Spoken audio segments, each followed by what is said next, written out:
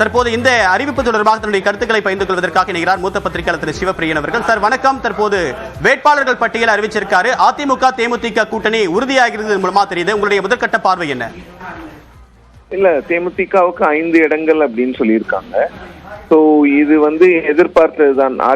அதிமுகவில் 4 இடங்களுக்கு குறைவாக தான் கொடுப்பார்கள் என்று எதிர்பார்க்கப்பட்ட நிலையில் 5 இடங்கள் தேமுதிகவுக்கு கிடைத்திருக்கிறது.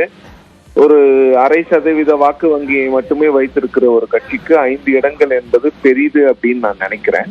பட் இருந்தாலும் அது என்ன கன்சிடரேஷன்ல ஏடிஎம்கே கொடுத்திருக்காங்கன்னு பார்க்கணும். பட் இது ஏடிஎம்கேக்கு ஒரு பூஸ்டா இருக்கும். ஏன்னா கூட்டணி கட்சிகளே யாரும் இல்லை என்று சொல்லப்பட்ட நிலையில் தேமுதிக ஒரு காலத்தில் தமிழகத்தினுடைய எல்லா பகுதிகளிலும் வாக்கு வங்கியை வைத்திருந்த ஒரு கட்சி.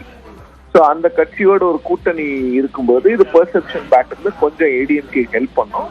இன்னொன்னு, ஏடிஎம்கேயோட கேண்டிடேட் லிஸ்ட் பாத்தீங்கன்னா, கேண்டிடேட் லிஸ்ட் ரொம்ப ஒரு யங் நியூ ஃபேஸஸ்க்கு ஏடிஎம்கேல வாய்ப்பு கொடுத்த மாதிரி தெரியுது. ஸோ இதெல்லாம் தொண்டர்களை உற்சாகப்படுத்தும் அப்படிங்கிறது வெற்றி தோல்விக்கெல்லாம் தாண்டி தொண்டர்களை உற்சாகப்படுத்தக்கூடிய பட்டியலாக இருப்பதாக நான் பார்க்கிறேன். ஏன்னா ரொம்ப ஐடென்டிஃபையபிள் இல்ல ரொம்ப பாப்புலரான ஃபிகர்ஸ் யாருமே இல்லை.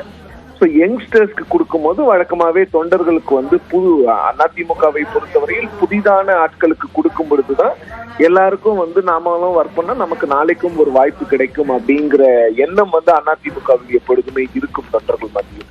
ஸோ அதை மனதில் வைத்து இந்த தேர்தல் பட்டியல் தயாரிக்கப்பட்டிருப்பதாக நான் பார்க்கிறேன்.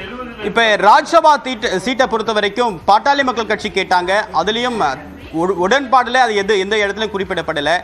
இந்த விஷயத்திலையும் அதிமுக தரப்புலையும் தேமுதிகவுக்கு மாநிலங்களவை சீட்டை பத்தி எதுவுமே நேரடியா பேசல.